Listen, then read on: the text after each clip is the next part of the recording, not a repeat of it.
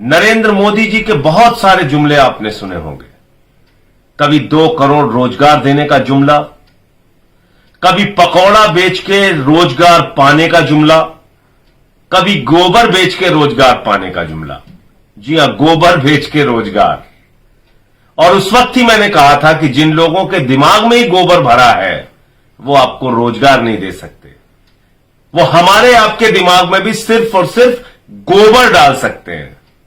पहले मोदी जी का ये उत्तर प्रदेश के चुनाव में किया गया आपके साथ वादा सुनिए और फिर आगे की बातें करते हैं। ये सुनिए। भाइयों बहनों, जो पशु दूध नहीं देता है उसके गोबर से भी आय हो, ऐसी व्यवस्था मैं आपके सामने खड़ी कर दूंगा भाई। और एक दिन ऐसा आएगा कि छुट्टा जो पशु है ना, लोगों को लगेगा यार घर में इसको बांध लो, इससे भी कमाई होने वाली है। सुन लिया आपने? ऐसे तमाम जुमले जब मोदी जी आपके सामने बोलते हैं तो आप अपने दिमाग पर जोर नहीं देते। आप चिल्ला चिल्ला के नारे लगा रहे होते हैं, तालियां बजा रहे होते हैं, जिंदाबाद कर रहे होते हैं कि चलो अब पकौड़े से रोजगार मिल गया, चलो अब गोबर बेच के हम रोजगार कमाएंगे, चलो अब 2 करोड़ नौकरियां हिंदुस्तान के नौजवानों को मिलेंगी। ऐसे तमाम जुमलों के वक्त या जुमले सुनते वक्त आप अपने दिमाग से बिल्कुल नहीं सोचते, बल्कि नारे लगाने लगते हैं, जिंदाबाद करने लगते हैं, लाइनों में लग के वोट देने लगते हैं। और कई नौजवान तो यहां तक कहते हैं भीख मांग लेंगे लेकिन वोट मोदी जी को ही देंगे। लेकिन मोदी जी ने आपके साथ क्या किया? एक बहुत बड़ा विश्वासघात किया। हिंदुस्तान के 20 करोड़ नौजवानों के साथ एक बहुत बड़ा विश्वासघात किया। हमारे देश के सेना के गौरव को घटाने का काम किया। पिछले कई वर्षों से हमारे नौजवान प्रतीक्षा में थे। कोरोना के कारण सेना की भर्ती नहीं हो रही थी, यह सरकार की दलील थी। बार बार आपसे झूठ बोला जा रहा था, सेना भर्ती नहीं की जा सकती, नहीं की जा सकती। आप उसके कई वर्षों पहले से तैयारी कर रहे थे सेना में जाने के लिए। सेना की जो कुछ भर्तियां हुई भी थी उसमें आज के नियमों के हिसाब से भारी संख्या में नौजवान ओवर एज हो चुके हैं, यानी कि उनकी आयु सीमा खत्म हो चुकी है। अब कौन सी योजना आ गई? अग्निपथ योजना। एक बड़ा भड़काऊ सा, एक बेहतरीन सा नाम दिया गया, अग्निवीर। अग्निवीर बनो। कैसे अग्निवीर बनो? 4 साल सेना में जाके नौकरी करो।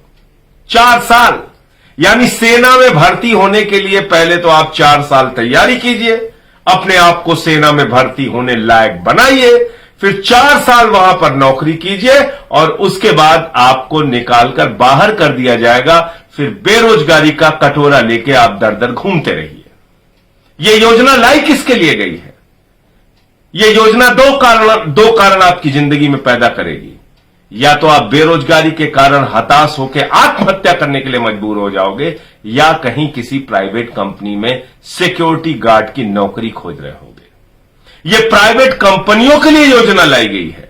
नरेंद्र मोदी जी की सरकार ने एक सौगात दिया है प्राइवेट कंपनियों को कि चिंता मत करो, अब तुमको ट्रेंड सैनिक मिलेंगे और सिक्योरिटी गार्ड के लिए मिलेंगे। तुम्हारे घर, तुम्हारे दफ्तर के सामने वो तुम्हारी नौकरी बजाएंगे, सिक्योरिटी गार्ड का काम करेंगे। उनके ट्रेनिंग का प्रबंध हम कर रहे हैं, सेना में भर्ती देंगे। अब सिक्योरिटी गार्ड के लिए प्राइवेट कंपनियों को ट्रेंड सैनिक खोजने की जरूरत नहीं पड़ेगी। 4 साल की ट्रेनिंग मोदी जी दे रहे हैं उनके लिए। और आज पूरे देश के अंदर नौजवानों में आक्रोश देखने को मिल रहा है। जगह जगह आंदोलन हो रहा है, जगह जगह नौजवान सड़कों पर उतरा हुआ है। वो कह रहा है अर्थी दे दो या भर्ती दे दो, यानी कि चाहे हमारी जिंदगी ले लो या फिर नौकरी दे दो। 17 साल की सेना की भर्ती, 17 साल वाली नौकरी, जिसके लिए पिछले दिनों कई नौजवानों ने अपने बूढ़े मां बाप को चिट्ठी लिख के पेड़ पर फंदा डाल के फांसी लगा ली। और ये दुनिया छोड़ के चले गए और कहा कि बापू अगले जन्म में आएंगे तो हम सेना की नौकरी करेंगे। ये हरियाणा का किस्सा है। ऐसे बहुत सारे किस्से, सहारनपुर, हरियाणा, बुलंदशहर। मैं आप नौजवान साथियों से कहना चाहता हूं, अपने बारे में सोचिए, अपने भविष्य के बारे में सोचिए। ये गोबर योजना लाने वाले लोग, ये पकौड़ा योजना लाने वाले लोग, ये 2 करोड़ नौकरियां देने का जुमला बोलने वाले लोग, ये आपके भविष्य के साथ खिलवाड़ कर सकते हैं, ये आपको नौकरियां नहीं दे सकते। आदरणीय नरेंद्र मोदी जी ने ये जो नियम लागू किया है, ये देश के सेना के गौरव को भी घटाएगा, क्योंकि 4 साल की नौकरी के लिए अगर कोई आदमी वहां पर सेना में अपनी सेवाएं देने के लिए जाएगा, उसके अंदर ना वो भाव रहेगा, ना निष्ठा रहेगी, और 25% की जो आपने लोगों को कंटिन्यू करने की जो लिमिट रखी है, उसके कारण से पूरी ऊर्जा नौजवानों की इस बात में लग जाएगी कि वो अपने सुपीरियर अधिकारी को, अपने वरिष्ठ अधिकारियों को खुश कैसे रखें, जिसके कारण उनको 25% की श्रेणी में रखा जा सके।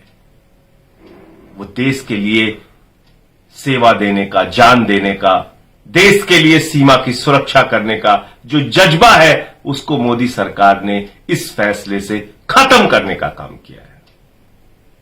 ये देश के नौजवानों के पेट और पीठ दोनों पर लात मारने का काम नरेंद्र मोदी जी की सरकार ने किया है। ये एक ऐसा फैसला है जो काले अक्षरों में लिखा जाएगा। भारत के नौजवान, भारत के करोड़ों नौजवान देश के प्रधानमंत्री नरेंद्र मोदी को इस विश्वासघात के लिए कभी माफ नहीं करेंगे, क्योंकि इन्हीं नौजवानों ने नरेंद्र मोदी जी को अपने कंधे पर उठाकर सत्ता के शिखर पर पहुंचाया 2014 में, सत्ता के शिखर पर पहुंचाया 2019 में, और बार बार उनको नौकरियां देने का वादा करके विश्वासघात और धोखा किया गया। इसलिए नौजवानों से मैं कहना चाहता हूं, जागो, आप जागिए और अपने हक के लिए अपनी आवाज को बुलंद कीजिए।